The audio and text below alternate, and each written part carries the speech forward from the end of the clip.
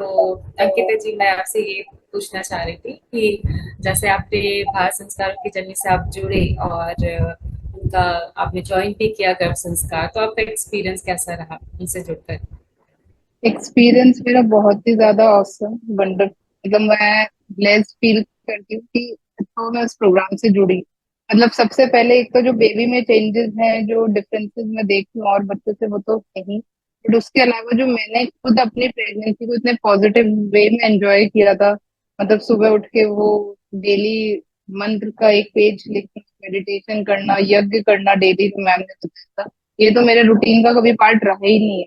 वो through out 9 month मैंने किया, तो मेरे को खुद, और जबकि मैं वर्किंग हूँ तो ऑफिस का ही बहुत स्ट्रेस था।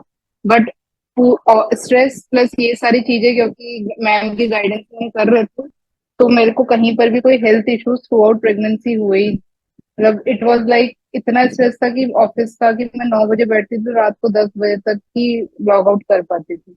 बट कहीं भी मुझे हेल्थ इश्यूज की, मुझे कोई भी प्रॉब्लम हुई हो, वो नहीं हुआ। तो ये तो, मतलब जो मेरे अंदर चेंजेस है वो थ्रू आउट द प्रेगनेंसी जो बेनिफिट मिला, और अब जो बेबी में मैं देखती हूँ वो, that is also very different as compare to the baby who are not garbh sanskar. Real example तो मैंने उसे इतना बोला कि मैं, I asked her so much, I motivate her so much कि कर ले, ये वेरी गुड, मैं कर रही हूँ। शी वाज लाइक, क्या जरूरत है, हमारे मतलब अब जो भी उसका फैमिली इन लॉज का था, हमारे यहाँ तो किसी ने नहीं किया। मैं तो अपने आप ही ऑलरेडी चीजें कर रही हूँ, मैं तो सुबह उठ के भजन सुनती हूँ और ये करती हूँ, ऐसा क्या डिफरेंस है, मेरे पास तो इतना टाइम ही नहीं है। एक्सेप्ट उसने नहीं किया, और अब जाके मुझे चेंजेस जो है विजिबल डिफरेंस होते हैं। मतलब ये इतनी सीवियर बीमार भी हो गई थी, एडमिट भी हुई। बट मतलब मैंने तो ये देखा कि अगर ये बहुत ज्यादा परेशान भी होती है ना हेल्थ वाइज, तो भी इतना परेशान नहीं करती। मुझे कैसे डिफरेंस पता चला कि मेरी बेटी है, उसने संस्कार नहीं किया था। वो, उसको अगर थोड़ा सा कोल्ड भी होता है, वो इतनी क्रैंकी हो जाती है, इतने परेशान करती है कि पूरा घर को लगता है पता नहीं कितना क्या हो गया। और ये तो एडमिट तक हो गई थी, और मतलब ये परेशान होती है, पर हाँ हल्का हल्का सा रोएगी, सो जाएगी या सोती रहेगी। तो आपको इतने इशू में नहीं लेके आती कि, और जैसे हम फैमिली फंक्शन वगैरह में जाते हैं तो ये बिल्कुल भी मतलब ऐसे परेशान ना करती है ना होती है। हर किसी के पास आराम से चली जाएगी, एंजॉय करेगी, खुद भी एंजॉय करती है, दूसरों को भी एंजॉय कराती है। ये तो ऐसे सोशल बिहेवियर्स में अगर मैं देखूं, वैसे अगर मैं चीजें कहूँ तो इसकी ग्रेस्पिंग पावर इतनी अच्छी है कि इसे एक बार चीजें समझाओ एंड शी जस्ट रिकग्नाइज, और उसे समझ में आ जाता है। मतलब the way the baby adjust with every every situation, so that is really commendable. मतलब बहुत सारे इंसिडेंसेस हैं। तो मैं जब ये 7 मंथ की थी, मेरा गॉल ब्लेडर सर्जरी प्लान हुई, और ये एक्सक्लूसिव ब्रेस्ट फीड पे ही थी। तो मैंने सर्जरी प्लान होने से 1 डेढ़ हफ्ता पहले स्टार्ट किया कि 24 hours I will not be there. तो मैं इसको एटलीस्ट बॉटल से दूध पिलाना का ट्राई करती, बट मतलब लिया ही नहीं। जैसे ही मैंने बॉटल मुंह में लगाई एंड शी जस्ट रिजेक्टेड। तो मैंने बस पॉजिटिव वे में से एफर्मेशन दिए या बोला, जो भी समझाया।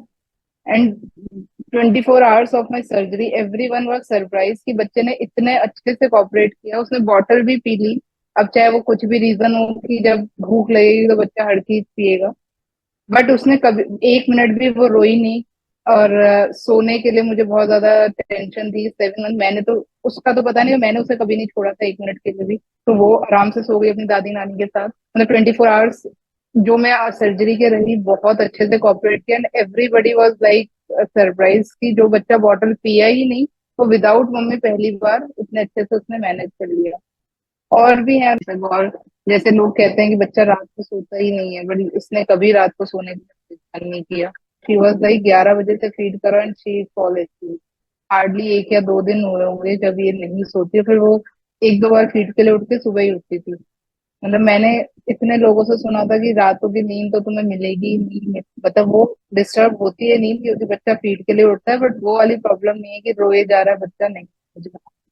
वो वाला इशू 11th मंथ में तो अब तक थे। और इनफैक्ट मैं तो, जो वो प्रेगनेंसी वाला रूटीन था मेरा, सुबह उठना, यज्ञ करना और सब चीजें, मेडिटेशन करना, वो सब मैं वापस स्टार्ट करना चाहती हूँ। बट हाँ, वो जो भी है, इतना वो अंदर से भी नहीं हो पा रहा है, बट हाँ वो रूटीन तो मेरा लाइफ लॉन्ग का बेस्ट एक्सपीरियंस है। ऐसा रूटीन तो मतलब मेरे हस्बैंड कहते हैं कि वो रूटीन ले आ वापस जो जो तू 9 मंथ में कर रही थी।